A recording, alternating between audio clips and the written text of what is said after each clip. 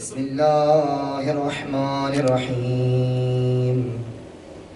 اللهم كن لوليك الحجة بن الحسن صلواتك عليه وعلى آبائه في هذه الساعة وفي كل ساعة، وليا وحافظا وقائدا وناصرا ودليلا وعينا حتى تسكنه أرضك طوعا وتمتعه فيها طويلا برحمتك يا أرحم الراحمين.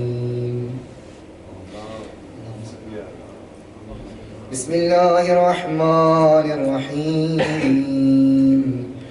عن فاطمة الزهراء عليها السلام بنت رسول الله قال: سمعت فاطمة أنها قالت: دخل علي أبي رسول الله في بعض الأيام فقال: السلام عليك يا فاطمة، فقلت: عليك السلام.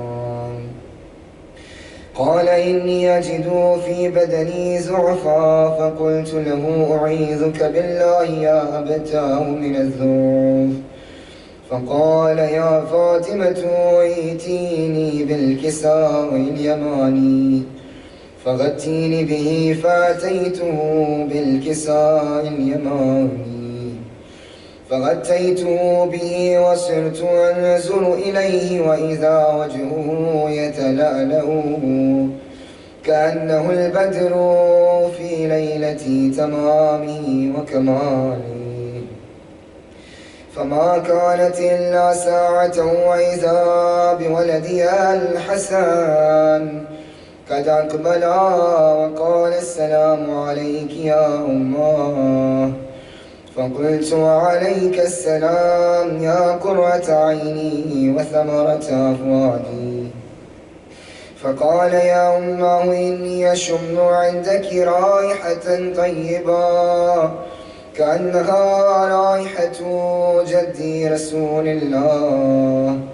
فقلت: نعم، إن جدك تحت الكساء. فأقبل الحسن نحو الكساء وقال: السلام عليك يا جداه يا رسول الله، أتأذن لي أن أدخل معك تحت الكساء؟ قال: وعليك السلام يا ولدي ويا صاحب هوذي، قد أذنت لك. فدخل معه تحت الكساء. فما كانت إلا ساعة وإذا بولدي الحسين قد أقبل وقال: السلام عليك يا أمه. فقلت: وعليك السلام يا قرة عيني وثمرة أفؤادي. فقال لي: يا أمه إني أشم عندك رائحة طيبة كأنها رائحة جدي رسول الله. فقلت: نعم، إن جدك وأخاك تحت الكساء. فدنا الحسين نحو الكساء وقال: السلام عليك يا جداه، السلام عليك يا من اختاره الله، أتأذن لي أن أكون معكما تحت الكساء؟ فقال: وعليك السلام يا ولدي ويا شافع أمتي، قد أذنت لك. فدخلا معهما تحت الكساء. فأقبل عند ذلك أبو الحسن علي بن أبي طالب وقال: السلام عليك يا بنت رسول الله. فقلت: وعليك السلام يا أبا الحسن ويا أمير المؤمنين. فقال: يا فاطمة إني أشم عندك رائحة طيبة كأنها رائحة أخي وابن عمي رسول الله. فقلت نعم ها هو مع ولديك تحت الكساء. فأقبل علي نحو الكساء وقال السلام عليك يا رسول الله، أتأذن لي أن أدخل معكما تحت الكساء؟ قال له وعليك السلام يا أخي ويا وصي وخليفتي وصاحب لوائي، قد أذنت لك. فدخل علي تحت الكساء. ثم أتيت نحو الكساء وقلت والسلام عليك يا أبتاه يا رسول الله، أتأذن لي أن أكون معكم تحت الكساء؟ قال وعليك السلام يا بنتي ويا بضعتي، قد أذنت لك. فدخلت تحت الكساء. فلما اكتملنا جميعا تحت الكساء أخذ بي رسول الله بطرفي الكساء وأومأ بيده اليمنى إلى السماء وقال اللهم إن هؤلاء أهل بيتي وخاصتي وحامتي، لحمهم لحمي ودمهم دمي، يؤلمني ما يؤلمهم ويحزنني ما يحزنهم. أنا حرب لمن حاربهم وسلم لمن سالمهم، وعدو لمن عاداهم ومحب لمن أحبهم. إنهم مني وأنا منهم، فاجعل صلواتك وبركاتك ورحمتك وغفرانك ورضوانك علي وعليهم، وأذهب عنهم الرجس وطهرهم تطهيرا.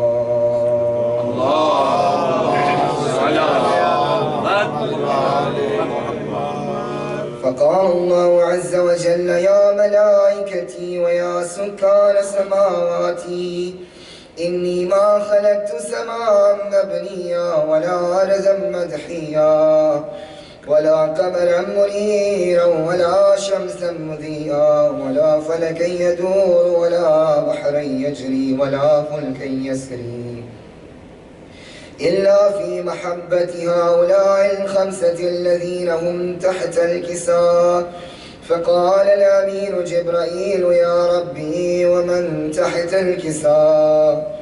فقال الله عز وجل هم أهل بيت النبوة ومعادن الرسالة، هم فاطمة وأبوها وبعلها وبنوها. فقال جبرائيل يا ربي أتأذن لي أن أهبط إلى الأرض ليكون معهم سادسا؟ فقال الله نعم قد أذنت لك.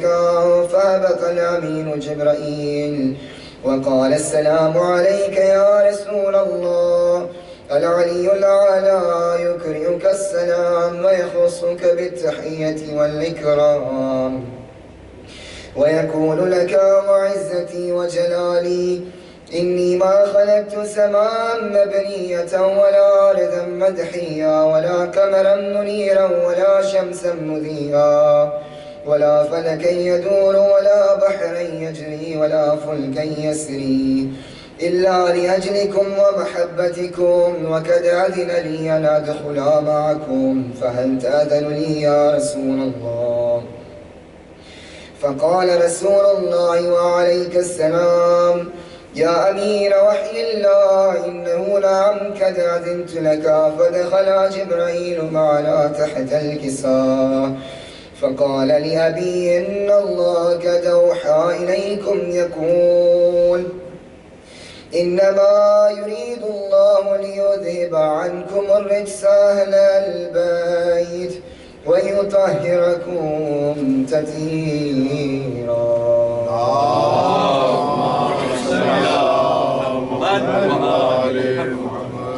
فقال علي عليه السلام لأبي يا رسول الله أخبرني ما لجلوسنا هذا تحت الكساء من الفضل عند الله. فقال النبي صلى الله عليه وآله والذي بعثني بالحق نبيا واصطفاني بالرسالة نجيا ما ذكر خبر هذا في محفل من محافل أهل الأرض وفيه جمع من شيعتنا ومحبينا إلا ونزلت عليهم الرحمة وحفت بهم الملائكة واستغفرت لهم إلى أن يتفرقوا. فقال علي عليه السلام إذا والله فزنا وفاز شيعتنا ورب الكعبة. فقال به رسول الله صلى الله عليه وآله يا علي والذي بعثني بالحق نبيا واصطفاني بالرسالة نجيا ما ذكر خبر هذا في محفل من محافل أهل الأرض وفيه جمع من شيعتنا ومحبينا وفيهم مهموم إلا وفرج الله همه ولا مغموم إلا وكشف الله همه ولا طالب حاجة إلا وكفى الله حاجته. فقال علي عليه السلام إذا والله فزنا وسعدنا وكذلك شيعتنا فازوا وسعدوا في الدنيا والآخرة ورب الكعبة. اللهم صل على محمد وعلى بارے دیگر نعرے صلوات. اللهم صل على محمد وعلى خوش نبی سلطان کربلا علیہ الصلوۃ والسلام صلوات. اللهم صل على محمد وعلى جو مومنین باہر کھڑے ہیں ان سے دستبستہ گزارش ہے کہ فرش عزا پہ تشریف لے آئیں.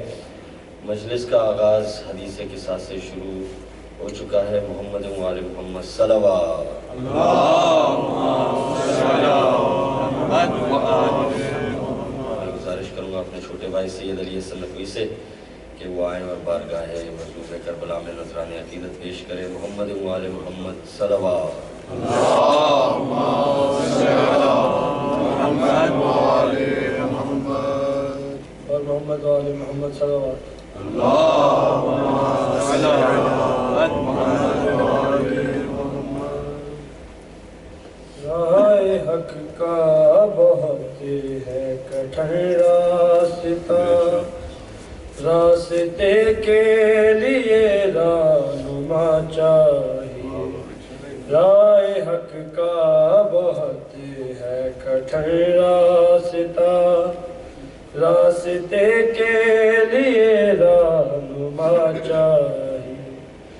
راہ حق کا بہت ہے کٹھن راستہ راستے کے لیے رہنما چاہیے.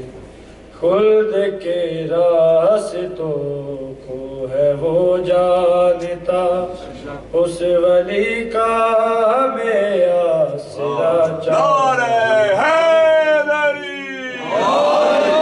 راہ حق کا بہت ہے کٹھن راستہ خبر کیا ہے اندھیرا سا گھر ہے وہاں معرفت کے سوا کوئی اپنا نہیں. معرفت کے سوا کوئی اپنا نہیں. وہ اکیلا سا گھر ہے جہاں پر کوئی آور نہیں کوئی اپنا نہیں. تم سے ملنے لحد میں علی آئیں گے بولو تنہائی میں اور کیا چاہیے.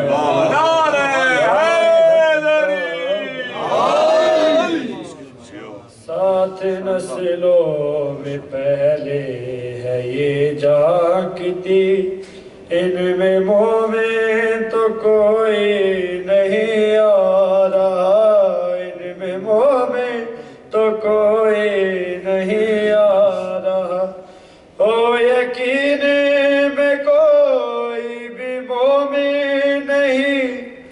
اس منافق کا یہ کاٹتی ہے گلا، یہ ذوالفقار ہے تھامنے کے لیے، ہاتھ بھی دست شیر خدا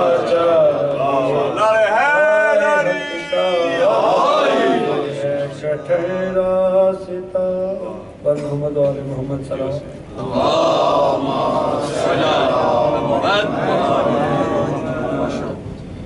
اٹھ قاسم میں دیلال بن ریدی ماں فرماوے، اٹھ قاسم میں دیلال بن ریدی ماں فرماوے، تیرے پیو دی وسیعت شالا ہے، تیرے پیو دی وسیعت شالا، بچڑا پوری ہو جاوے، اٹھ قاسم میں دیلال بن ریدی ماں فرماوے، زہرا دیا جایا کھڑیا خیمے آکے، تو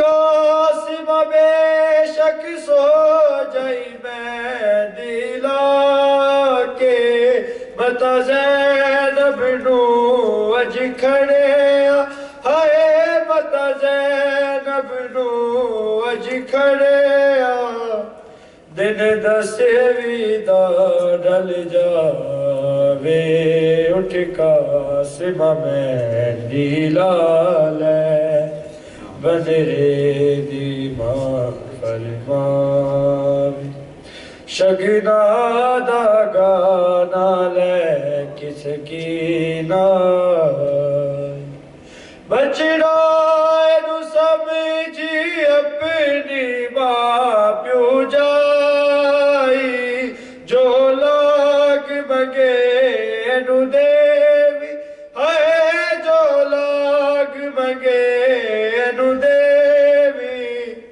ماں قاسم نو سمجھاوے، اٹھ قاسم میں دیلال بن ریدی ماں فرماوے، تیرا جوڑا کلے آسو گرانے بڑھوا کے، جبریل لایا جنت تو سلوا کے، ماں زہرا دے ہنجوا دی ہے، ماں زہرا دے ہنجوا دی، جوڑے تو خوشبو آوے، اٹھ قاسم میں دیلال بن ریدی ماں فرماوے، جیوے ریت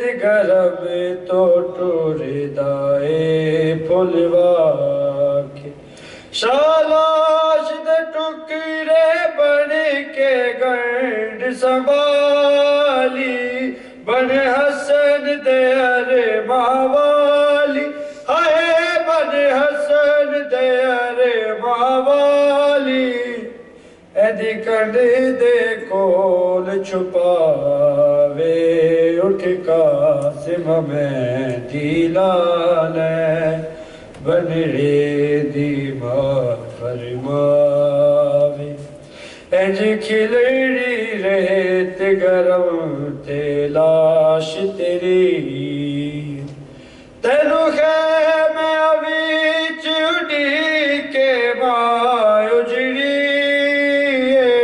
کیویں ٹکڑے جوڑ کے سید ہائے، کیویں ٹکڑے جوڑ کے سید، تیری تصویر بڑھاوے، اٹھ قاسم میں دیلال بن ریدی ماں فرماوے، بن محمد و آل محمد صلی اللہ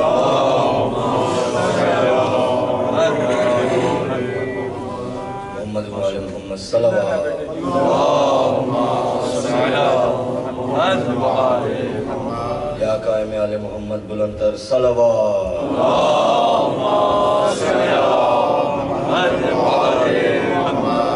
گزارش کروں گا اپنے بھائی سید حسنین سے کہ وہ آئیں اور بارگاہ مشروع کربلا میں نذرانِ عقیدت پیش کریں. محمد و آل محمد صلوات.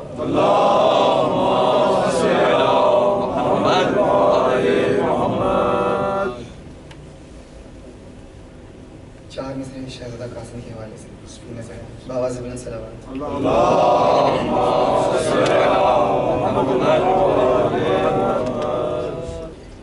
سج دھج وہی ہے اور وہی چال ڈھال ہے. محمد علی وفاقی. سج دھج وہی ہے اور وہی چال ڈھال ہے. ابن حسن علی کی مکمل مثال ہے.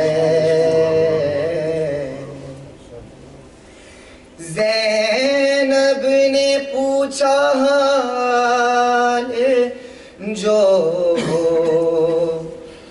قاسم کی جنگ کا. زینب نے پوچھا حال جو قاسم کی جنگ کا. عباس نے کہا وہی خیبر کا حال ہے. عباس نے کہا وہی خیبر کا حال ہے. ابن حسن علی کی مکمل مثال ہے. شہزادے کے سہرے کے حوالے سے چند اشعار بآواز بلند صلوات.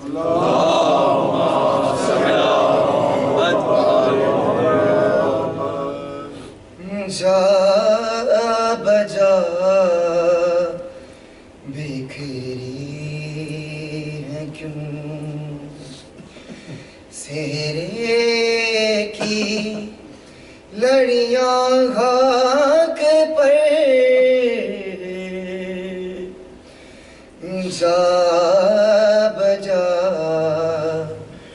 بکھری ہے کیوں سہرے کی لڑیاں خاک پر. قدسیوں میں حسن کا شور ہے افلاک پر.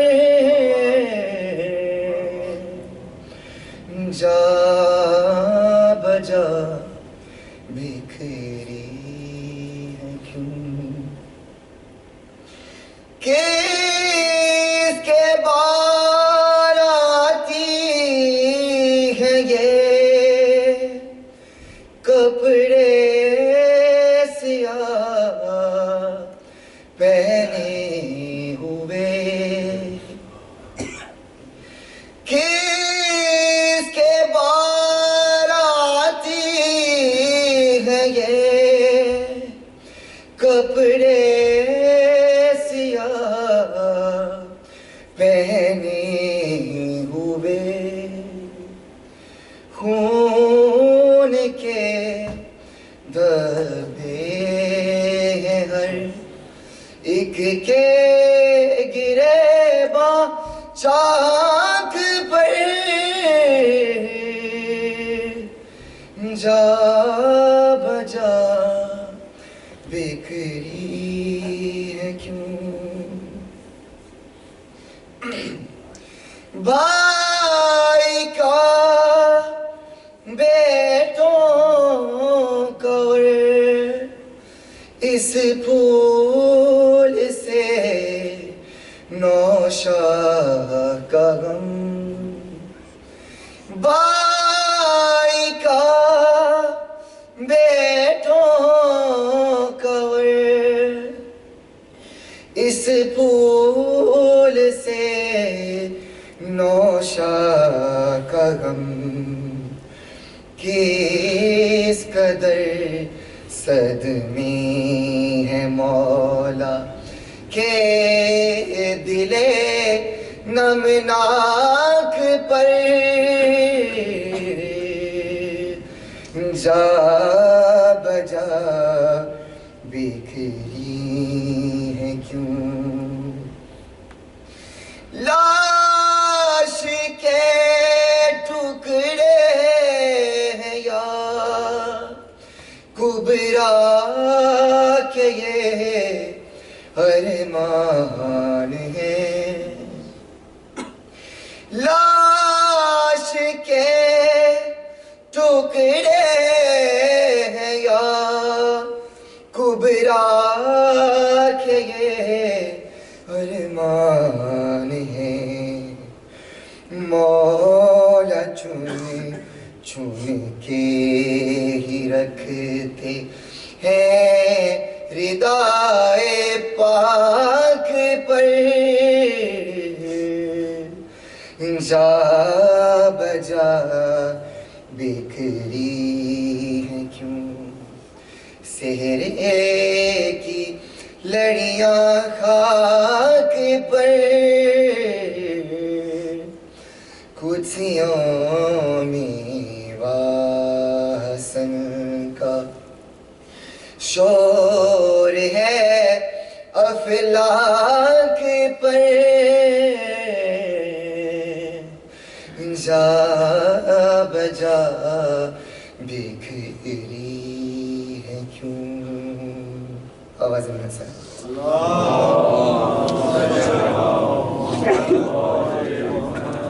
محمد وآل محمد صلوات ہمارے دیگر نعرے صلوات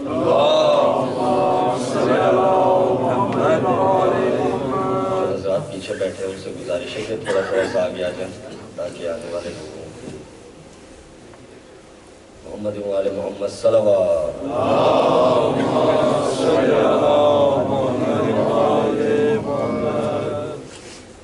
برائے خوشنودی مظلوم کربلا علیہ السلام صلوات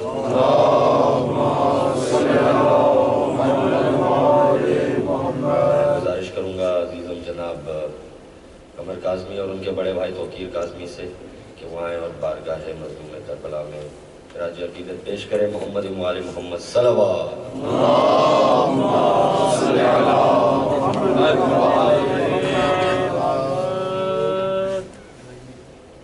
ضرور پڑھیے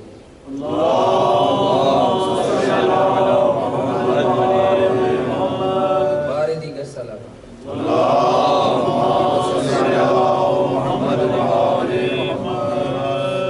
قسم تیری مہندی آئی ہے قسم تیری مہندی آئی ہے قسم تیری مہندی آئی ہے میرے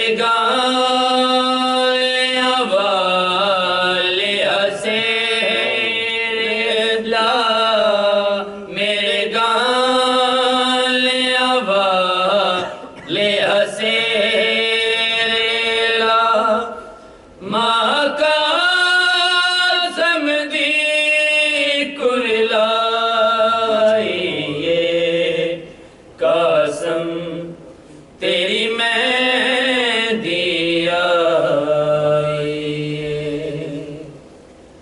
بہنا دیا سر رام کی آنا تیرے ویرے خوشیاں ڈکی آنا تیرے ویرے خوشیاں ڈکی آنا شہنایاں دی تھاتے نوئے گھر شگنا پوڑی پائیے قسم تیری میں دیا چپ بیٹھی کہ دکھیاری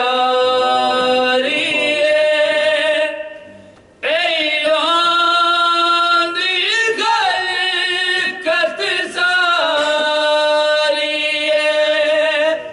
پیران دی خلقت ساری کی میں جان جیا ماتم کر کے لاڑے دی میت چاہیے قسم تیری میں دیا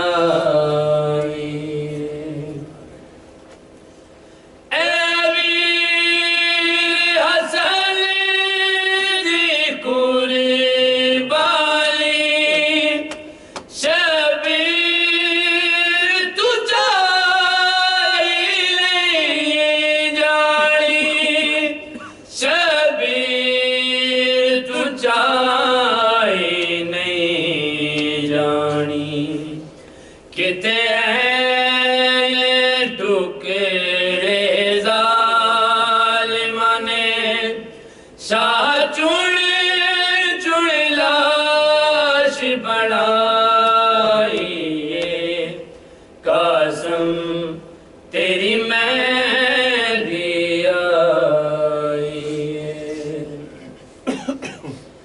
ہے آل ابو طالب ساری قربان ہوئی واری واری قربان ہوئی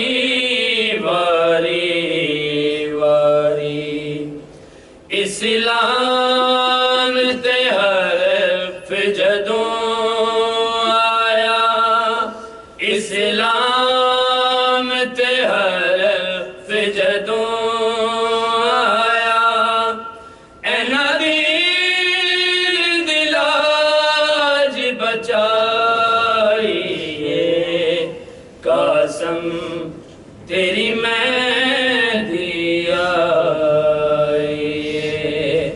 میرے گال لے حسیلا میرے گال لے حسیلا ماں کا زمدی کرلائیے قسم تیری میں دیا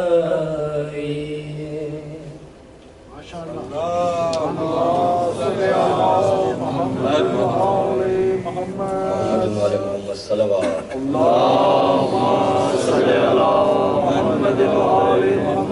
جو مومنین باہر کھڑے ہیں ان سے گزارش ہے کہ منقبت و سوز و سلام کا سلسلہ ختم ہو چکا ہے فرش عزا پہ تشریف لے آئیں محمد و آل محمد صلوات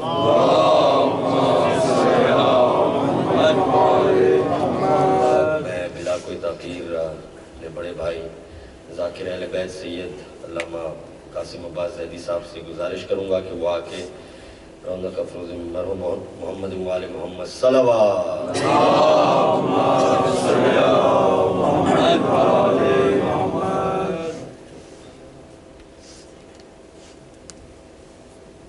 محمد و آل محمد صلوات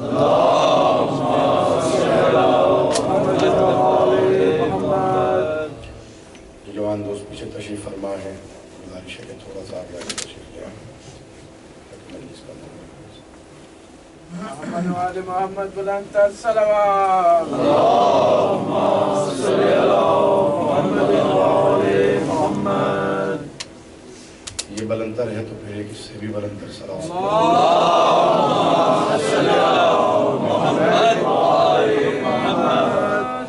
اعوذ باللہ من الشیطان اللعین الرجیم بسم اللہ الرحمن الرحیم الحمدللہ المتفضل الوہاب والساتر السوات والتواب ونشهد أن سيد المرسلين وخير المبشرين وخاتم النبيين ورحمة للعالمين ونشهد أن عليا أمير المؤمنين وسيد الوسيجين وإمام المتقين وقاتل المشركين وإمام نفترضت طاعته أن الحسن والحسين وعلى إطرته الطيبين الطاهرين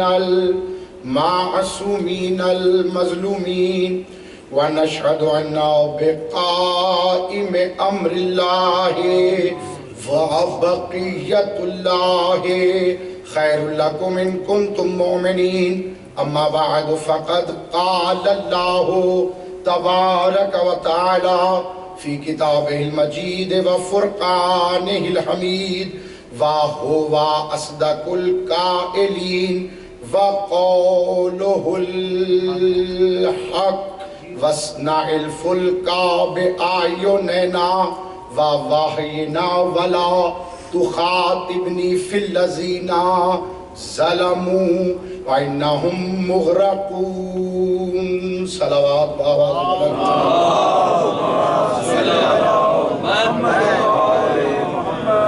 جو حضرات ابھی بھی درود میں شامل نہیں ہوئے مل کے باواز بلند اللہم صلی علی محمد حضرات محترم سامعین گرامی قدر، موضوع امام زمانہ علیہ الصلوۃ والسلام بلکہ موضوع بھی نہیں، کائنات کی سب سے بڑی حقیقت، واجب الوجود، اصل القدیم کی دلیل، یہی میرے مولا زمانے کے امام ہیں۔ اور آج جو میری تقریر کا عنوان ہے وہ ہے سفینۃ النجات۔ سفینہ کہتے ہیں کشتی کو، بوٹ کو، اور نجات کہتے ہیں بخشش کو۔ یعنی انسان جس طرف جا رہا ہو راہ حق پہ چلتے ہوئے، جو اس کی منزل ہو اس منزل کو پا لے تو منزل کو پا لینے کا دوسرا نام نجات ہے۔ تو انشاءاللہ آپ حضرات اگر میرے ساتھ رہے تو یہ پیغام، یہ میسیج میں بڑی آسانی کے ساتھ آپ کے معطر ذہنوں تک پہنچا سکوں گا۔ ارشاد خداوندی ہو رہا ہے کہ اے میرے حبیب، ہم نے جب نوح کو حکم دیا کہ تم کشتی بناؤ، نینا، ماشاءاللہ عربی پڑھے لکھے حضرات بھی میرے سامنے بیٹھے ہیں۔ عین ایک آنکھ، عینین دو آنکھیں، آئین کہتے ہیں یہ جمع قلت کا صیغہ ہے، کم از کم 10، نہ 10 سے کم نہ 10 سے زیادہ۔ توجہات ہیں اب حضرات کی؟ میں نے کہا کہ کم از کم 10 آنکھیں، اللہ کہہ رہا ہے کہ تم کشتی بناؤ ہماری آنکھوں کے پہرے میں، ہماری وحی کے ذریعے، اور تم ان لوگوں کے بارے میں بات نہ کرو جنہوں نے ظلم کیا ہے، یقیناً وہ غرق ہونے والوں میں سے ہے۔ یعنی کشتی بنائی جا رہی ہے آنکھوں کے پہرے میں، آنکھیں ہیں 10، ایک چہرے پہ 2 آنکھیں ہوتی ہیں۔ مجھے تمام سامعین پہلے وہ 5 ہستیاں بتائیں جن کے پہرے میں یہ کشتی بنی ہے۔ مولا آپ کو سلامت رکھے۔ اور پھر ارشاد ہوا وحی نام، فرمایا کہ ہماری وحی کے ذریعے سے تم اس کشتی کو بناؤ۔ جناب نوح کی عمر 850 سال ہو چکی تھی جب کشتی بنانے کا حکم آیا۔ کشتی بنی 200 سال میں۔ 3 روایتیں ہیں جو میں نے قصص الانبیاء میں پڑھی، مولا کی حدیث میں پڑھی، وہ میری امانت داری ہے، وہ تینوں میں آپ کی خدمت میں پیش کرتا ہوں۔ ایک روایت ہے 200 سال لگے، ایک روایت ہے 80 سال لگے، ایک روایت ہے 35 سال لگے۔ یعنی ان سالوں میں کشتی بنی، لیکن بنی کسی کی آنکھ کے پہرے میں، بنی وحی کے ذریعے۔ اللہ اکبر۔ ابھی ایسے بات سمجھ میں نہیں آئے گی. رسول الثقلین کی ایک حدیث ہے, رسول اللہ فرماتے ہیں مثل اہل البیتی کمثل سفینۃ نوح فمن رکب فنجا.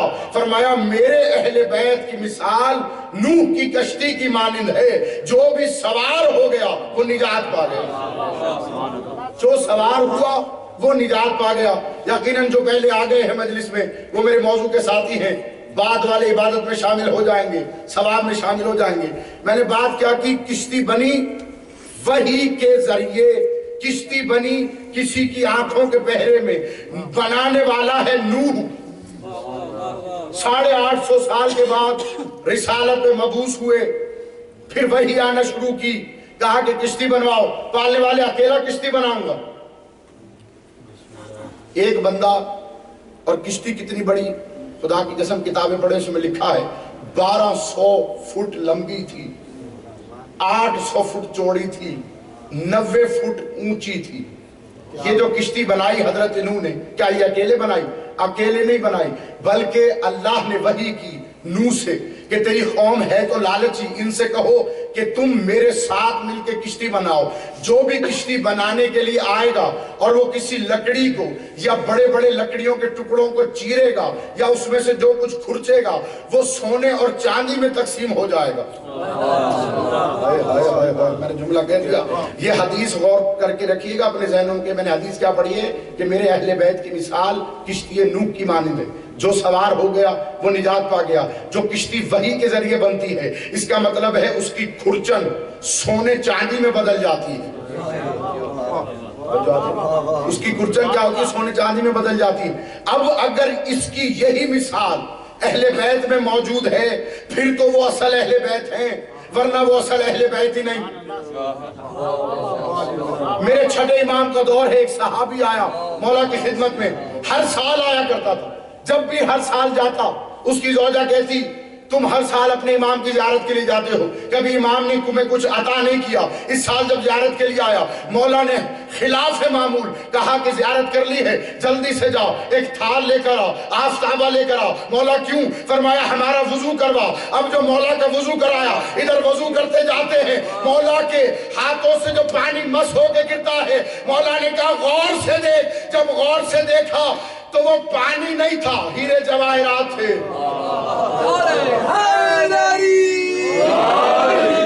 وہ پانی نہیں رہا, وہ بدل گیا موتیوں میں, وہ بدل گیا ہیروں میں, وہ بدل گیا جواہرات میں.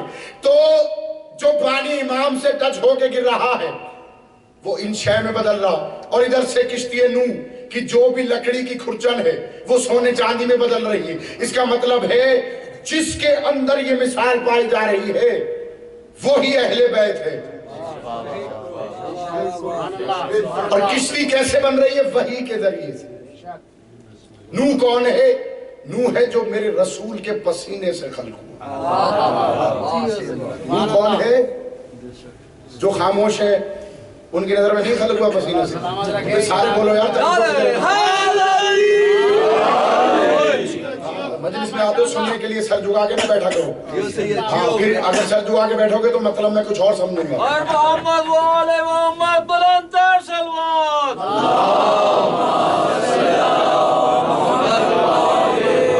اور یقین کرو عظمت منبر کی قسم, میں رٹے والا تو مولوی نہیں. ہاں, رٹے والے مولوی اور ہوتے ہیں. جو میں یہاں پر آتا ہوں پیغام پہنچانے کے لیے آتا ہوں, اور ایک لفظ کی ضمانت کے ساتھ.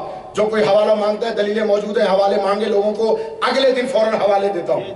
ہاں, تو اس طرح سر جھکا کے کسی اور مشغلے میں میری محنت کو ضائع نہ کرو, کیونکہ یہ وہ جگہ ہے جہاں آئمہ آتے ہیں, جہاں انبیاء آتے ہیں, جہاں ملائکہ آتے ہیں. ہاں, 2 ٹکے کے مینیجر کے پاس انٹرویو دینے کے لیے تم جاتے ہو, تمہاری حالت کیا ہوتی ہے؟ تو پھر میں یہی سمجھوں گا خیر یقینی کی بات ہے. تم نہیں مانتے کہ آل محمد آتے ہیں, تم نہیں مانتے کہ نبی آتے ہیں, تم نہیں مانتے کہ ملائکہ آتے ہیں, یا پھر دوسری چیزوں کو رد کر کے ان کی طرف توجہ کے ساتھ سنو. جو میں پیش کر رہا ہوں یہ موتی ہے, پھر کوئی اللہ جانے بتائے کہ نہ بتائے. ہاں, کیونکہ آج کا وہ دور ہے جو منبروں سے بچوں کی تربیت بتائی جاتی ہے, استنجے کے طریقے بتائے جاتے ہیں, متع کے مسائل بتائے جاتے ہیں. حالانکہ رسول جب دنیا سے گئے تو کہا زینوا مجالسکم بذکر علی, اپنی مجلسوں کو زینت و علی کے ذکر کے ساتھ.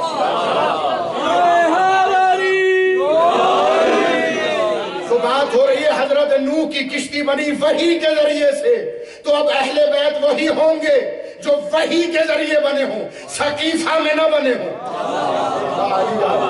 اہل بیت وہ ہوں گے جو وحی کے ذریعے بنے، کیونکہ اہل بیت مثل ہیں سفینہ نوح کے، ان میں سے کوئی بھی اگر وحی کے ذریعے نہ بنا تو وہ اہل بیت نہیں، وہ خلیفہ تو ہو سکتے ہیں، امام نہیں۔ اللہ اکبر۔ اور پھر دیکھیے جناب نوح نے کشتی جب بن چکی 35 سال 80 سال یا 200 سال جتنی دیر میں بھی کشتی بن کے چکی، تو اب کہا سرکار کشتی تو بن گئی ہے، امت کو دعوت بھی دیتا ہوں، میری بات نہیں سنتے، طوفان آیا سارے غرق ہو گئے۔ تو کسی نے سوال کیا مولا کیا کشتی نوح کے لیے جب طوفان آیا تھا تو طوفان میں تو بچے بھی غرق ہو گئے ہوں گے، یہ عدل الہی تو نہیں ہے؟ میرے مولا نے توجہ کیجئے، میرے مولا فرماتے ہیں کہ اللہ عادل ہے، اللہ ظالم نہیں ہے۔ طوفان نوح آنے سے قبل 40 سال پہلے اللہ نے نوح کی قوم کے مردوں کو بھی عورتوں کو بھی بانجھ کر دیا تھا، اس لیے کہ پھر عذاب کا شکار وہی ہو جو ظالم ہوگا۔ جب وقت آیا، روایت کہتی ہے کہ جناب نوح نے آواز دی، اے دنیا میں رہنے والے جانوروں، ہر ایک کا جوڑا جوڑا آ جائے۔ کیا بات؟ نبی نے آواز دی، جانور تھے بلانے پہ آ گئے۔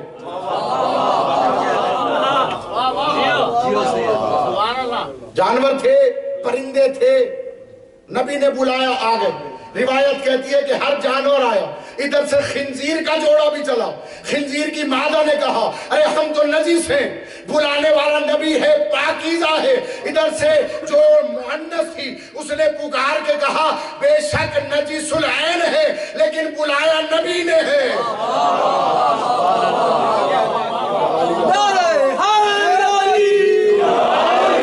ہمیں بلانے والا نبی ہے، اللہ بیت کہتے ہوئے ضرور جائیں گے، آگے نبی کی مرضی ہے بٹھائے یا نہ بٹھائے۔ دیکھو ہر ایک کی تسبیح ہوتی ہے، ہر جانور کی تسبیح ہے۔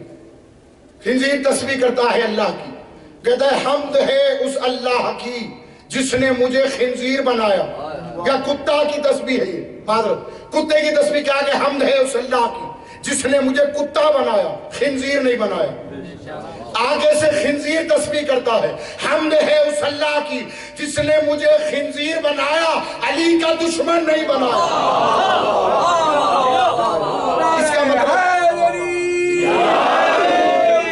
اس کا مطلب ہے خنزیر سے زیادہ نجس وہ ہے جو علی کا دشمن ہے، وہ ہے جو ولد الزنا ہے۔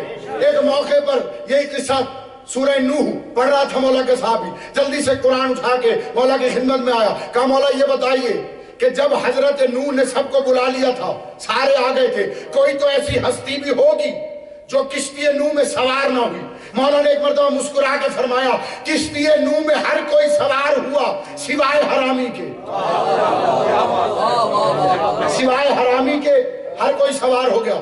تو اب کشتی نوح مثل ہے اہل بیت کی۔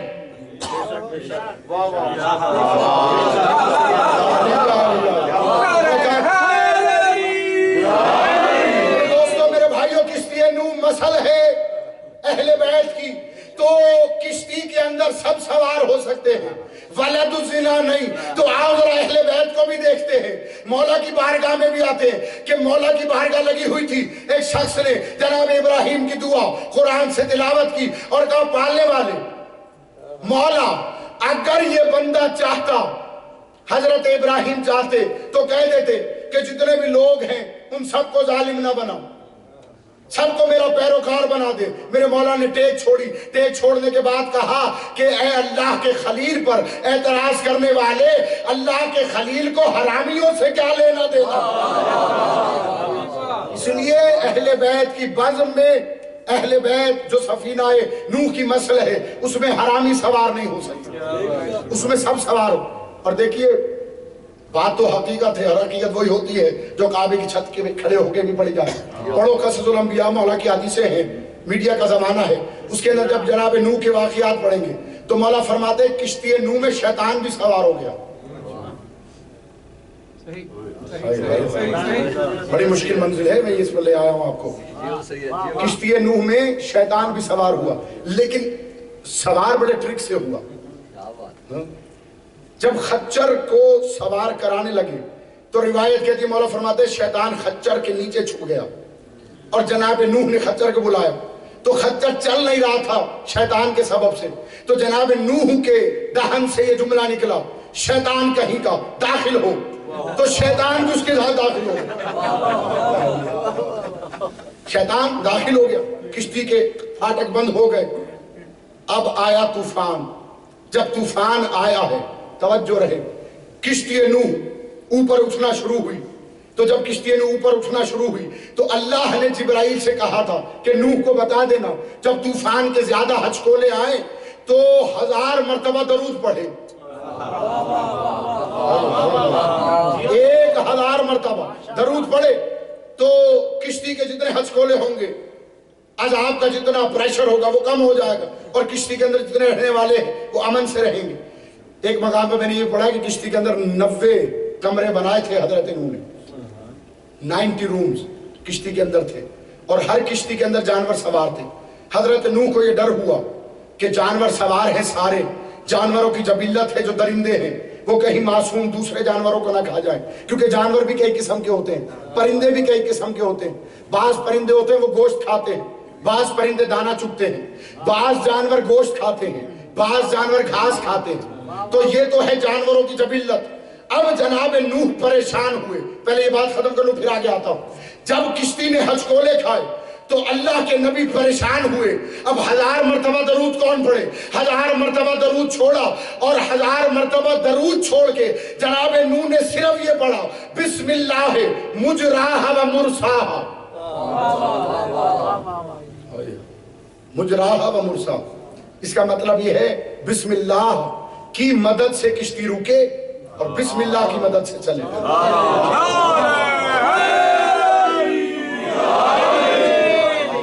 جو ابھی بھی حیرت انگیز ہیں، حیرت کے سمندر میں ڈوبے ہوئے ہیں، یہ جو نوح نے کہا بسم اللہ مجراہا و مرساہا، یہ پہلے دیکھو بسم اللہ کیا ہے، بے توجہ رہے، جتنے حروف ہیں الفابیٹ میں گنوا رہا ہوں، اس کے بعد جو نہ بولا اس کی اپنی قسمت، بے سین میم الف لام لام ہے، یہ بنتے ہیں 7 حروف، میم ہے میم دال این لام چھوٹی ہے، یہ بنتے ہیں 7 حروف۔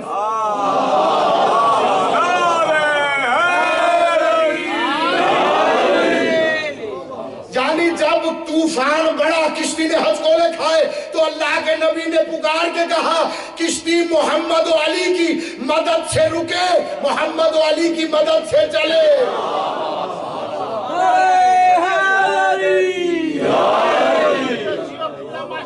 محمد اور علی کی مدد سے چلے، محمد و علی کی مدد سے رکے۔ تو سرکار یہ کشتی چلی، روانہ ہوئی، تو آپ کو تو پتا ابلیس تو کشتی کے اندر تھا، تو اسے یہ بات ناگوار گزری کہ یہ جتنے بھی چند بندے ہیں یہ نجات کیوں پا جائیں۔ تو اس نے اپنے جنات سے مل کے سازش کی، ایک بڑا سارا دیو طوفان نوح کے درمیان برآمد ہوا، اس نے جناب نوح کی کشتی پکڑ کے ایسے ہلانا چاہی، تو روایت کہتی ہے اسی وقت ایک ہاتھ برآمد ہوا۔ یہ ہاتھ آپ دیکھ رہے ہیں نا، اسی ہاتھ کے ماننے والے، یہ ہاتھ برآمد ہوا اور اس جن کے منہ پر تماچا لگا۔ جیسے ہی تماچا لگا، تماچے لگنے کے بعد ایک کھجور کے پتے کے ساتھ اس کے دونوں انگوٹھے باندھ دیے۔ جو بھی ہستی تھی آگے پتہ چلے گا کس نے باندھے، جب انگوٹھے باندھ دیے، واپس آتا ہوں نوح کی طرف، رسول اللہ کا زمانہ آیا، رسول اللہ بیٹھے ہوئے کعبے کے ساتھ، اچانک کیا ہوا، ایک بڑا سارا دیو نامی بندہ نمودار ہوا، بہت قوی ہیکل آیا رسول اللہ کی بارگاہ کے اندر۔ رسول اللہ کیا بات ہے، میں سرکار میں جن کی نسل میں سے ہوں، ہر نبی کے ساتھ میں نے سرکشی کی، نوح کے ساتھ بھی کی، لیکن بعد میں کچھ انبیاء پہ ایمان لے آیا ہوں۔ اب یہ جو میرے انگوٹھے ہیں یہ بندھے ہوئے ہیں، آپ کسی سے کہیے کہ کھول دیں، کسی سے کہو یہ انگوٹھے کھول دیں۔ اب سرکار بزم رسالت میں بڑے بڑے قداور بندے تھے، اپنے آپ کو پہلوان سمجھنے والے۔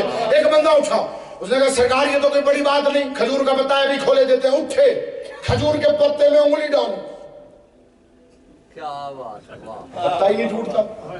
اب ذرا رسول اللہ کی طرف دیکھا, اب رسول اللہ مسکرا رہے. رسول کو تو پتا ہے نا کیا ہوا ہے. اللہ رسول اللہ کو پتا تھا کیا ہوا. اب ایک سے نہیں کھلا, دوسرا آیا, دوسرے نے مل کے زور لگا, نہیں کھلا. اب جب تیسرا آیا, روایت کہتی ہے 40 بندوں نے ٹرائی کی, کسی سے نہ کھلا.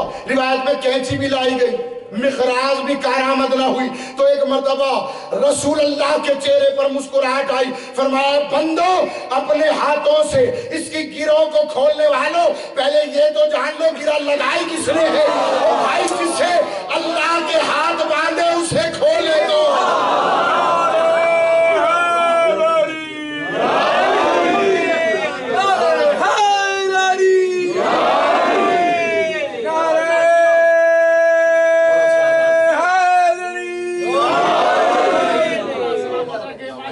انگوٹھے باندھے ہوئے تھے. اب تھوڑی دیر گزری تھی, یہ بات رسول اکرم نے کہی کہ علی مسجد میں داخل ہوئے. دو روایتیں خانہ کعبہ میں یا مسجد کے اندر, بھری پڑی کتاب اہل سنت نے بھی لکھا, شیعوں نے بھی لکھا. اندر جیسے علی داخل ہوئے نا, جیسے امیر المومنین کو دیکھا تو دوڑا ایک مرتبہ رسول اللہ کی طرف, ممبر کے پیچھے چھپ گیا. یا رسول اللہ ہوا کیا ہے تجھے؟ کہا یا رسول اللہ یہ جو فتح آ رہا ہے, یہ جو جوان آ رہا ہے, یہی تو تھا جس نے مجھے تماچا مار کے میرے انگوٹھے باندھے.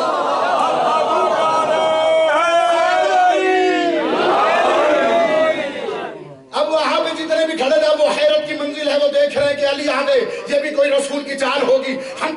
ہم بھی دیکھتے ہیں علی کیسے کھولتا. 40 بندوں سے نہیں کھلا, علی کیسے کھولیں گے؟ توجہ رہے. ایک مرتبہ امیر کائنات آگے بڑھے, رسول الثقلین کی سفارش ہوئی, آگے آیا, انگوٹھے ایسے کیے, امیر المومنین نے چھوٹی انگلی کے اگے ہوئے ناخن سے اشارہ کیا, پتے کھل گئے.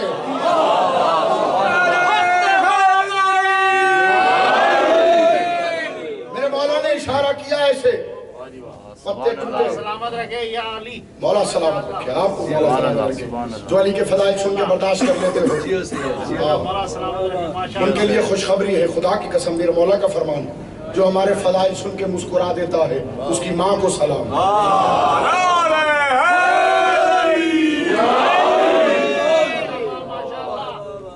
اچھا سرکار, اب امیر المومنین نے کیا کیا؟ توجہ رہے. اس نے کہا سرکار میں تو پہلے جن تھا, لیکن اب تو آپ پہ ایمان لا چکا ہوں, تو پھر کیا کروں؟ سرکار کم از کم مجھے کوئی شے تو تعلیم فرمائیے. سرکار نے کہا ٹھیک ہے تعلیم فرماتے ہیں. میرے مولا نے اس کو الحمد پڑھائی. الحمد پڑھانے کے بعد اس کو رخصت کر دیا. بولتو نا کہ کشتی نوح کی بات ہو رہی. سرکار کشتی نوح کے اندر تمام خلقت موجود ہے, تمام پرندے موجود ہیں, تمام جانور موجود ہیں. اور یہ بات میں بار بار ریپیٹ کر رہا ہوں کہ کشتی نوح کی مثال اہل بیت کی مثال ہے. جو کشتی نوح کے ساتھ ہوا وہ آپ دیکھتے رہے. کشتی نوح میں ہوا کیا؟ نوح کی ایک زوجہ کافر تھی, ایسے ہی ہے نا. نوح کا ایک بیٹا کافر تھا, کشتی میں سوار نہ ہوا. تو ہوا کیا ہے؟ اب چاہے کوئی بھی ہو, بڑے سے بڑا سید ہو, علی کی ولا دل میں نہیں, تو پھر کشتی میں سواری ممکن نہیں ہے. اس لیے کہ شرط ہے سوار ہونا, کشتی کے اندر سوار ہونا ہے. اچھا میں صرف اشارہ دے کے گزروں گا, سمجھ جانا آپ. اس لیے مولا فرماتے ہیں کہ اشارہ سمجھدار کے لیے کافی ہوتا ہے, کیونکہ میں کھل کے بات بیان نہیں کر سکتا. کشتی نوح چل رہی, نوح کے بیٹے نے یہ کیوں نہیں کیا کہ ایک اور چھوٹی کشتی بنا لیتا, اس کشتی کو فالو کر لیتا, نجات مل جاتی. ایسا ہی ہے نا.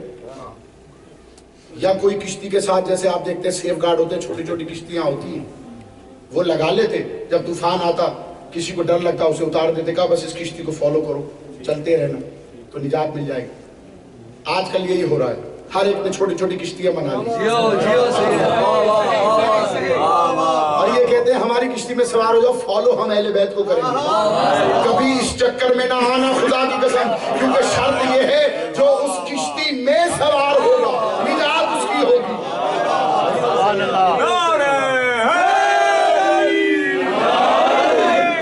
میں کیا کروں, غالب یہ کہتے ہیں نہ سمجھے خدا کرے کوئی, تو وہی میں کہوں گا نہ سمجھے خدا کرے کوئی, جسے سمجھنے کی کوشش کی ہے وہی سمجھے. تو میں نے کہا جانور سوار ہیں کشتی میں, جانوروں کی جب علت ہے, بھوک لگے تو چیر پھاڑ کھاتے, وہ نہیں دیکھتے کہ کیا ہے. امام علی رضا علیہ صلوات و بہار النوار کی قبلہ 135 جلدیں ہیں جو 110 رہ گئی ہیں. مولویوں نے ساز باز کر کے جتنے فضائل تھے بڑے بڑے فضائل کو چھپا کے باقی 25 جلدیں خرد برد کر لی. اب 110 رہ گئی. ان 110 میں بھی یہ فضائل موجود ہے جو قصص الانبیاء باقر مجلسی نے بنائی ہے. الگ ایک چیپٹر ہے بہار الانوار کا. اس کے اندر امام رضا فرماتے ہیں کسی نے پوچھ لیا مولا سے کہ مولا جانور سوار تھے کشتی میں, شیر بھی تھا, چیتا بھی تھا, بکری بھی تھی, یہ جانور رہے کس طرح آپس میں؟ یہ جانوروں کی جبلت بدلی کیسے ہے؟ سر اٹھانا بہت بڑا فضائل تمہاری جھولیوں میں ڈالنے لگا ہوں. مولا مسکرا کے کہتے ہیں کہ جب جناب نوح پریشان ہوئے, انہوں نے دیکھا کہ جانوروں کی جبلت ہے, چیر پھاڑ کھاتے ہیں, تو اللہ نے کشتی نوح میں سکینہ کو نازل کیا.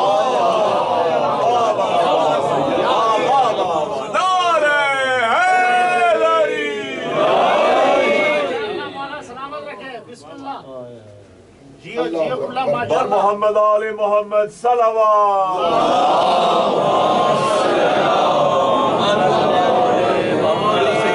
تو جب نازل کیا تو اس کے بعد جانوروں کی جبلت بدل گئی. تو روایت یہ کہتی ہے پھر جناب نوح نے کیا کیا, بکری کو شیر کے ساتھ بند کر دیا, زہریلے جانوروں کو معصوم جانوروں کے ساتھ بند کر دیا, اور ان کی جبلتیں بدل گئی.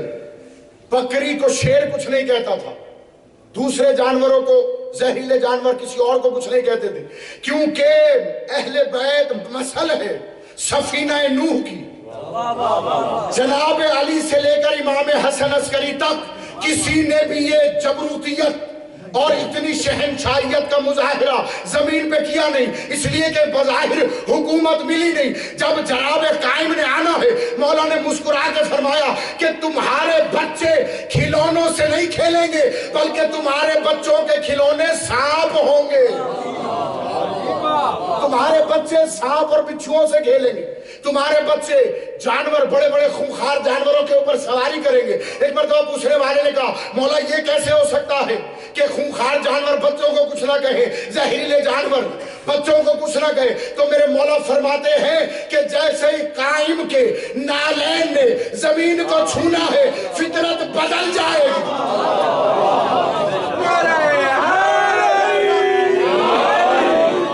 فطرت نے بدل جانا. جو نہیں پہنچے ابھی تک میں بات پہنچاؤں. جناب اصحاب کہف کا کتا تھا نا, جن کے صحابی جبلت بدلنے پر قادر ہوں, جن کے صحابہ کی محبت فطرت بدل دیتی ہو. اس زمانے کے امام کا کیا کہنا, کتا ساتھ چلا تھا نا دربار کے دہانے پہ بیٹھا غار کے, اور اس نے نہ بھونک کر پتہ نہیں بتایا اپنے سرداروں کا, فطرت بدل دی. کس کی محبت میں؟ قائم کے صحابہ کی محبت میں. قائم کے صحابہ کی محبت میں. جملہ بار بار سن لو غیرت مندو, قائم کے صحابہ کی محبت میں اس نے اپنی فطرت کو بدلا. بھونکنا تھا لیکن بھونکا نہیں. تو اللہ نے خراج تحسین یہ پیش کیا کہ کتا ہونے کے باوجود قرآن میں ذکر کر دیا. اور پھر جب اس زمانے کے امام نے آنا ہے کہ بظاہر آ جائیں گے تو پھر کیا ہوگا, جبلتیں بدل جائیں گی. کوئی سانپ کسی کو کاٹے گا نہیں, کوئی شیر کسی کو کھائے گا نہیں. چلو یہ تو جناب قائم کے آنے کی بات ہے نا. پہلے جو امام گزرے ہیں انہوں نے بھی ایک بات کہی ہے, حدیث کہی, اگر سارے چاہتے تو میں بیان کروں آپ کی. حدیث کیا بیان کی؟ مولا فرماتے دیکھو ہمارے شیعہ جو ہیں, جو ہم پر ایمان رکھتے ہیں, اگر وہ کسی بڑے خطرناک ایریا میں, مقام میں, جنگل, صحرا میں, سمندر کی گہرائی میں جائیں اور وہ چاہیں کہ انہیں کوئی مخلوق کچھ نہ کہے, تو انہیں چاہیے کہ ہماری تجدید ولا کریں. ہماری تجدید ولا کریں. تجدید ولا کا مطلب کیا ہے؟ تجدید ولا کا مطلب یہ ہے کہ گواہی دیں ہماری ولایت کی, اپنی زبان اور دل سے جاری کریں. دیکھو تجدید ولا کا مطلب کیا ہے؟ زبان اقرار کرے, دل اقرار کرے. زبان اور دل دونوں اقرار کریں. جہاں زبان کہے دل نہ کہے وہ منافق ہوتا ہے، وہ منافق ہوتا ہے۔ تو اس کا مطلب ہے دل بھی جھکتا ہے، سر بھی جھکتا ہے۔ اگر سر جھکے دل نہ جھکے یہ منافقت ہوتی ہے۔ ماشاءاللہ آپ نماز پڑھتے، میرا سوال کرنے کا حق ہے آپ سے، یہ بتائیے کہ جب آپ نماز پڑھتے ہیں تو سر تو آپ کا جھکتا ہے کعبے کو، دل کس کو جھکتا ہے؟ کیا بات ہے، ماشاءاللہ سوال ایک ایک گھنٹہ پڑھ ہمیں کھڑا ہو کے پڑھواتے ہو کہ جواب بھی دیا کرو نا آگے سے۔ سوال ہے نا میرا، سر جھکتا ہے کس کو؟ کعبے کو۔ دل کس کو جھکے گا؟ اللہ کی ذات کو جھکے گا۔ اللہ تو نظر ہی نہیں آتا۔ سوال ہے میرا چھوٹا سا، بسم اللہ، کس کو جھکے گا؟ ہاں مولا آپ کو سلامت۔ اس لیے اللہ نے کعبے میں علی کو اتارا۔ دیکھو ہر شے کی ایک روح ہوتی ہے، ہر شے جو کائنات میں ہے اس کی روح ہے، لفظوں کی بھی روح ہوتی ہے۔ ہاں لفظ کی روح کیا ہوتے ہیں؟ معنی۔ اگر معنی نہ ہو تو لفظ خالی بدن ہے، روح نہیں ہے۔ تو کعبہ جو اینٹوں کا بنا ہے یہ بدن ہے، علی روح ہے۔ جب کعبے کی طرف رخ کرو، سر جھکے کعبے کو، دل جھکے علی کو۔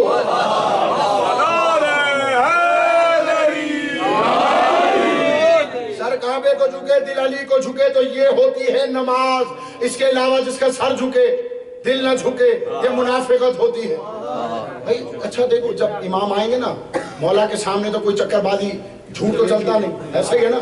مولا جب آئیں گے، سرکار نے خانہ کعبہ صلاۃ پڑھانی ہے، صلاۃ پڑھانے کے بعد توجہ رکھیے گا، صلاۃ کو پڑھانے کے دوران ہی ابھی تکبیرۃ الاحرام کے لیے ہاتھ اٹھائیں گے۔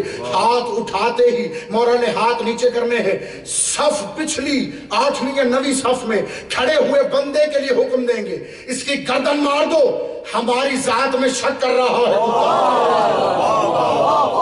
ہماری ذات کے اندر شک کر رہا ہے۔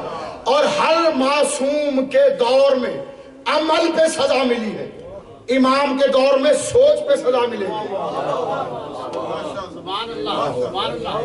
جتنے بھی یہاں بندے بیٹھے ہو توجہ ہاتھ ہے، میں جملہ کہوں، جب امام کا دور آئے گا تو سوچ پر سزا ملے گی، عمل پہ سزا نہیں ملے گی۔ اس کی دلیل کیا؟ کتابیں پڑھو، کمال الدین و تمام النعمت، بہار الانوار پڑھو، مناقب اہل بیت پڑھو، اس کے اندر لکھا ہے کہ امام کا جب ظہور ہونے والا ہوگا، ظہور سے پہلے جو علامات ظہور ہیں ان میں یہ نشانیاں ہیں۔ گھر میں بندہ بیٹھا ہوا ہے، زوجہ مومن ہے، اس نے ذکر کیا، اس نے دل میں مولا کے لیے کوئی برا لفظ کہا یا سوچا، بیٹھے بیٹھے خنزیر بن گیا۔ جیسے خنزیر بنا، بیوی نے ڈنڈا اٹھا لیا، ڈنڈا اٹھا کے مارتی ہوئی روایت کہتی ہے گھر سے باہر لائے گی۔ جو دوسرے محلے والے ہیں وہ یہ شور و غل سن کے باہر آئیں گے، وہ پوچھیں گے ہوا کیا ہے؟ اس کی زوجہ کہے گی لعنتی ہے، میرے امام کے بارے میں شک کر رہا تھا، بیٹھے بیٹھے سور بن گیا۔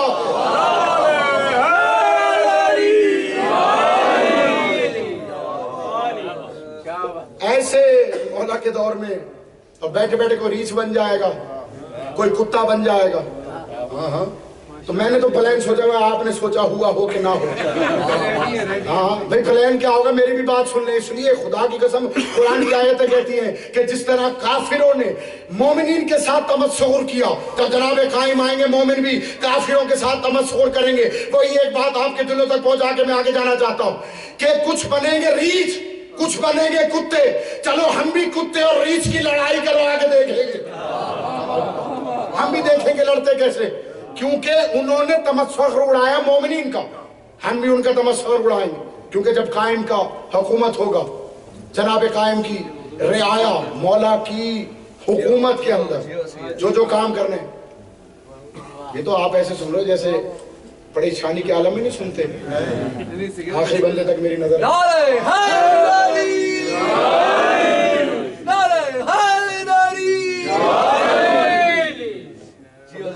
میں کیا کروں، سرکار کی یہ فضائل سن لو تو بڑے ہیں، اگر آگے کی بات کروں تو یہاں تو مجمع بالکل گمسم ہو جائے گا۔ اور زمانے کا رواج یہ ہے، خطیب اسے مانا جاتا ہے جو ہر 2 منٹ بعد نعرے لگوائے۔ ہاں ہاں، کیونکہ جب تک نعرہ نہ لگے مجلس کی مقبولیت کی ضمانت ہی نہیں ہوتی۔ اب ہم کیا کریں کہ فضائل کی ضربت ہی اتنی بڑی ہوتی ہے کہ بندہ حیران رہ جائے۔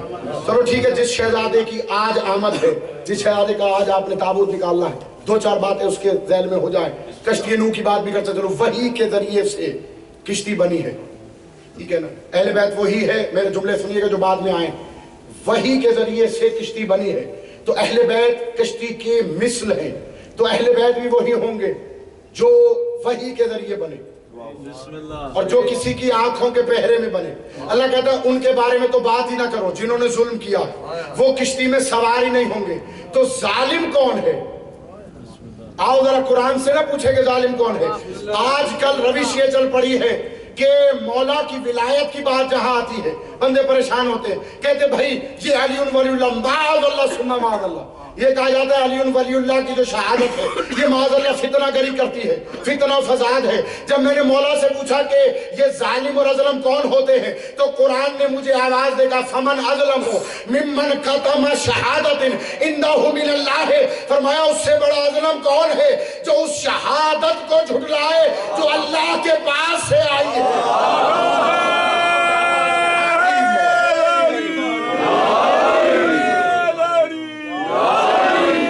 تو میرے دوستو کشتی میں وہ سوار نہیں ہوگا جو علی کی ولایت کا منکر ہو، جو علی کا دشمن ہو، وہ سوار نہیں ہو سکتا. اور آئیے شہزادہ قاسم اسی کشتی کی مثل ہے نا، کیونکہ اہل بیت ہے، سفینہ نوح ہے. ہم کیا کریں کہ مولوی نے ان کو 14 میں قید کر دیا. ہاں ممبر کی ضمانت سے کہتا ہوں کسی کتاب میں لفظ 14 کا لفظ دکھا دو میں اسی پر بیعت ہو جاؤں. 14 تو ہے ہی نہیں. رسول نے فرمایا کہ کلونا محمد،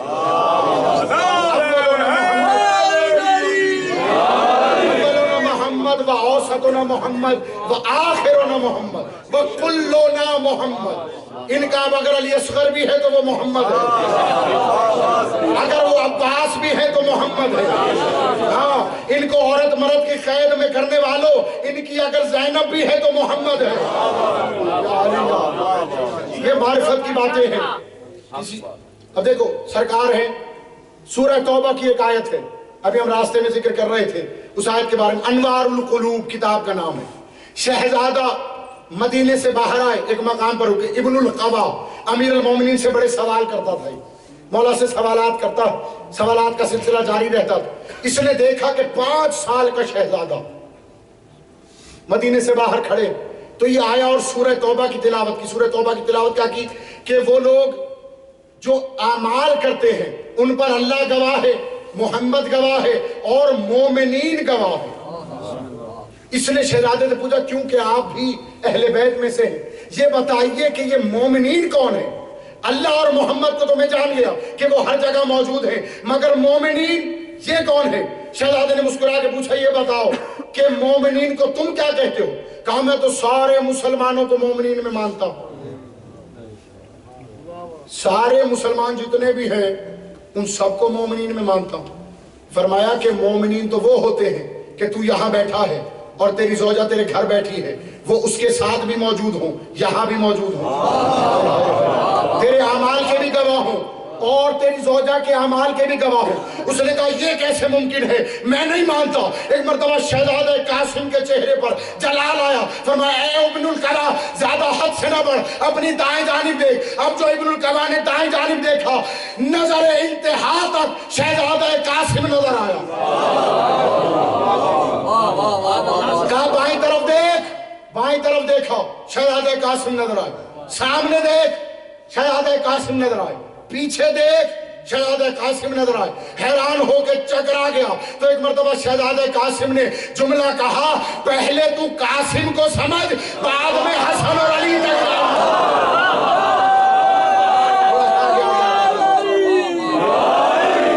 مومن سے گزارش تھوڑا سا آگے آگے آ جائے تاکہ بعد میں آگے والوں کی جگہ ہو سکے. نظر اللہ نے آگے ماشاءاللہ سبحان اللہ. جیو سید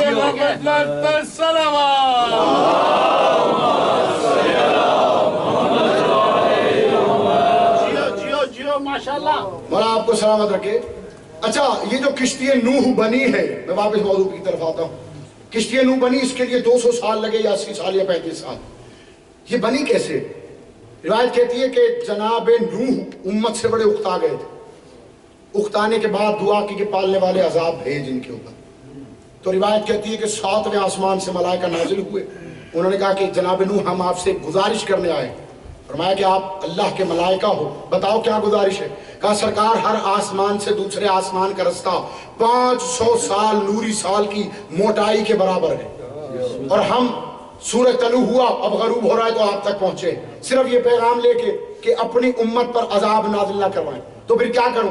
اللہ نے پیغام بھیجا ہے کھجور کا درخت کو بو، اور جب وہ بڑا ہو جائے اور پھل دے اس وقت ہم آپ کے وعدے کو پورا کریں گے۔ توجہ رہے، کیونکہ حجت تو حجت ہوتی ہے، امتحان اسی طرح ہوتا۔ اب جناب نوح پر جو لوگ ایمان لائے تھے، جناب نوح نے کہا بھئی دیکھو رب کا وعدہ آیا ہے، میں کھجوروں کو بوؤں گا، جب کھجوریں پھل دے دیں گی تو اس کے بعد ہمارا وعدہ پورا ہو جائے گا۔ اب کھجور کے درخت بڑے ہوئے، روایت کہتی ہے 30 سال لگ گئے ان کھجوروں کو بڑے ہوتے ہوئے، 30 سال تک بد دعا نہیں کی، بڑے ہوئے پھل لگا تو پھر ایک مرتبہ آسمان کی جانب دیکھا، پالنے والے وعدہ پورا کر، پھر وہی آئی کہ یہ جو پھل آیا ہے اس کے بیج بو، جب یہ بڑے ہو کے پھل دیں گے پھر عذاب بھیجیں گے۔ اب اس کا جو نتیجہ ہے وہ کیا نکلا؟ اس کا نتیجہ یہ نکلا کہ جو جناب نوح کی قوم میں 3 گروہ تھے، ایک وہ تھے جو بالکل مرتد ہو گئے، دوسرا منافقین کا گروہ بنا، تیسرا وہ جو پکے ایمان لانے والے تھے۔ ہر دفعہ کیا ہوتا، کچھ لوگ نکل جاتے، منافق بیچ میں رہ جاتے، اور ایمان والے تو تھے ہی، کیونکہ منافق بیچ میں رہ کر اگلے والے 30 سال کا انتظار کر رہے تھے۔ اور مولا فرماتے نوح کے ہر فرد کی عمر 300 سال تھی، اکیلے نوح تھے جن کی عمر 2500 سال گزری۔ تو ہر باپ اپنے بیٹے کو کہتا تھا اس جادوگر کی باتوں میں نہ آنا، اس پر ایمان نہ لانا۔ پھر 30 سال گزرے، اب کیا ہوا؟ پھر کھجوروں کو پودے لگے، کھجوروں کے پودے اتارے، تو پھر اللہ کا فرشتہ آیا اور کہا سرکار اس دفعہ بھی عذاب نازل نہیں کر رہے۔ اب جناب انہوں نے کہا سرکار یہ ڈھیلے کیوں ہو رہا ہے عذاب میں؟ فرمایا کہ اللہ کا ایک مقصد ہے۔ سرکار وہ مقصد کیا ہے؟ نبی تھے، جانتے تھے، توجہ کیجئے گا، نبی تھے، علم رکھتے تھے، معرفت رکھتے تھے، جانتے تھے کہ اس کی مرضی کیا ہے۔ فرمایا کہ اس میں ایک راز پوشیدہ ہے، جتنی بھی کھرچن ہے وہ الگ ہو جائے، جتنے بھی کمزور عقیدے والے ہیں وہ ہٹ جائیں، صرف جو مومن ہے وہ رہ جائیں۔ اچھا پھر تیسری مرتبہ روایت کہتی ہے 7 مرتبہ بیج بوئے، جب پھل پک کے تیار ہوئے تو جتنے بھی مرتد تھے وہ الگ ہو گئے، مومنین رہ گئے۔ انہوں نے آ کے جناب نوح سے کہا سرکار ہم آپ پر ایمان لاتے ہیں، چاہے 7 کی جگہ 70 سال تک گٹھلیوں کو بوتے رہو، پھل نکلتے رہے، ہم آپ سے ہٹنے والے نہیں ہیں۔ اللہ سے کہو جتنا مرضی آزمائے۔ یہ بات کہنے تھی، بندے 80 مل کے جناب نوح کے پاس آئے تھے۔ جناب نوح نے جب یہ سنا، ہاتھ دعا کے لیے بلند کرے، فرشتہ اترا، کہا کہ آج کے بعد امتحان ختم اور توبہ کا دروازہ ہو گیا بند۔ جتنے بندے یہ 80 ہیں یہ کہ یہی رہیں گے، اس سے زیادہ 81 نہیں ہو سکتے۔ تو آئیے جناب قائم کے لیے جو اتنا طویل عرصہ مدت کا ہے، انتظار کا، یہ کیوں آیا؟ اس لیے کہ اہل بیت مثل ہے سفینہ نوح کے۔ اتنی دیر لگی تو کیوں لگی؟ اس لیے کہ مولا فرماتے ہیں ہمارے قائم کے لیے جتنے بھی جھوٹے دعوے دار ہیں وہ ایمان والوں سے الگ ہو جائے، پھر ہمارا قائم پردہ ہٹائے۔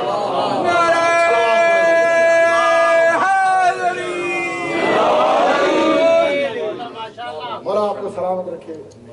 پھر شہزادہ نے، پھر میرے سلطان نے، میرے آقا نے، میرے شہنشاہ نے غیبت کا پردہ ہٹانا۔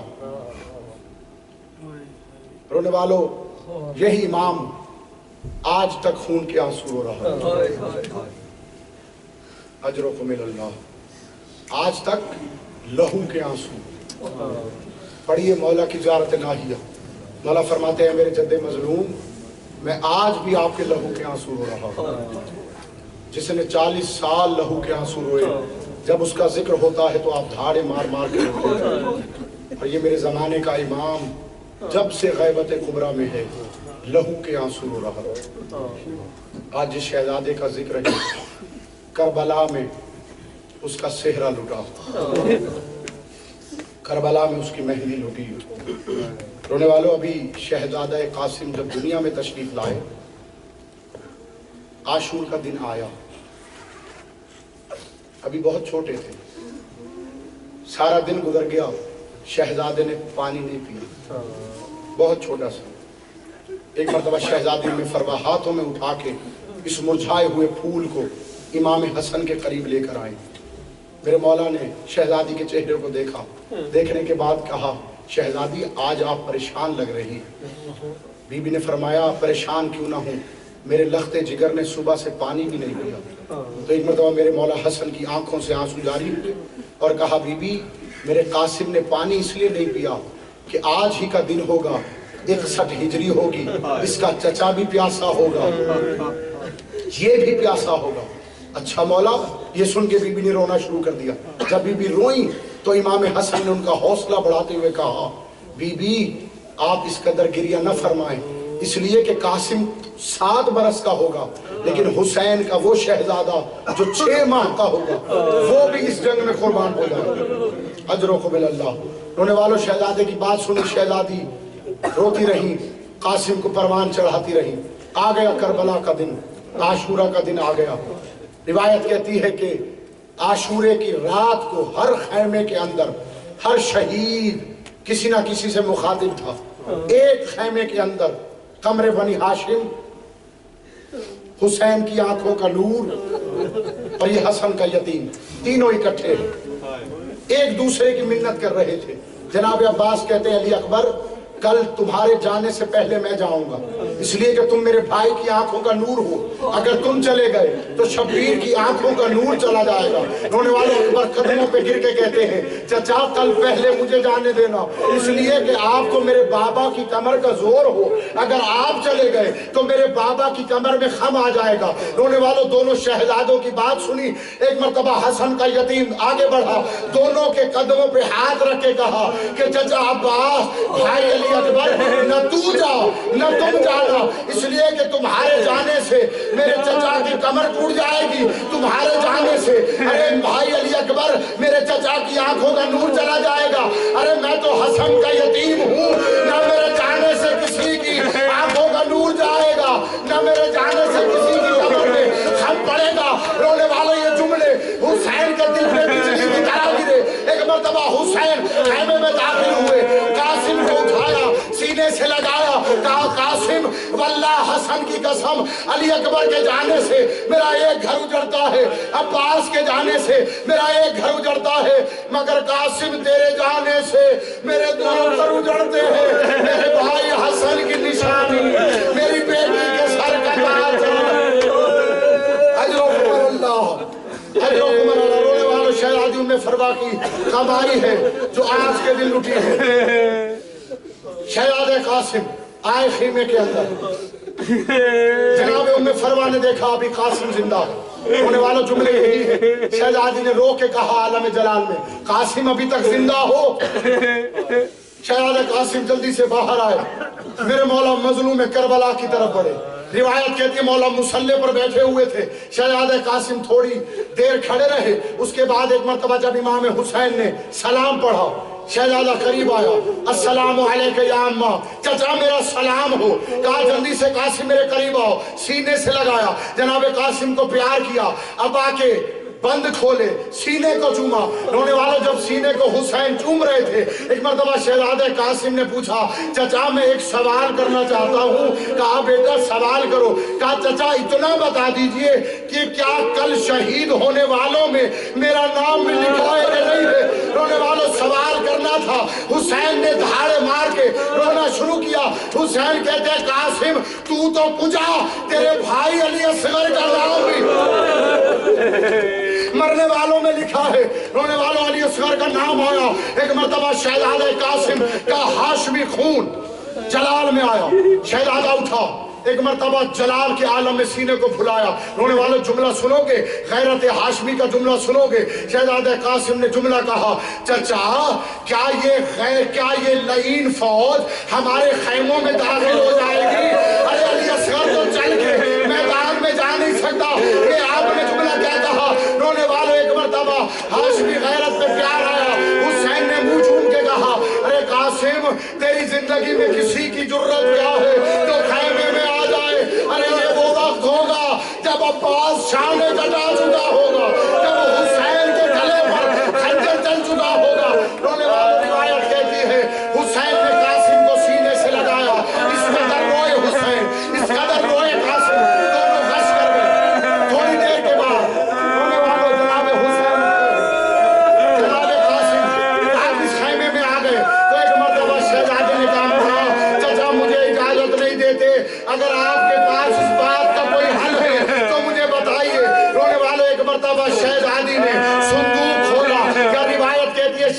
نے قاسم کی آستین پلٹی، بازو میں بندھا ہوا تعویذ کھولا۔ روایت کہتی ہے تعویذ کا کھلنا تھا، شہزادی نے فرمایا قاسم میرے لال، یہ میری ساری عمر کی کمائی ہے، یہ خط آپ کے بابا نے لکھا تھا آپ کے چچا حسین کے نام، یہ خط جا کے اپنے چچا کو دکھاؤ، مجھے یقین ہے کہ حسین اجازت دیں گے۔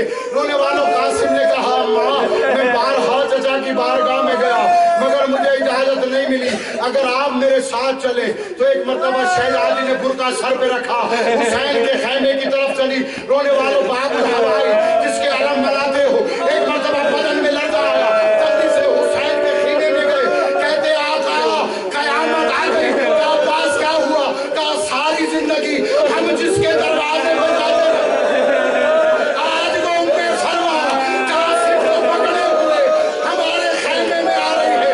رونے والوں حسین سرکت کھڑے ہوئے چونکہ سلام کیا اور کہا بھابھی آپ کیوں آئی ہے؟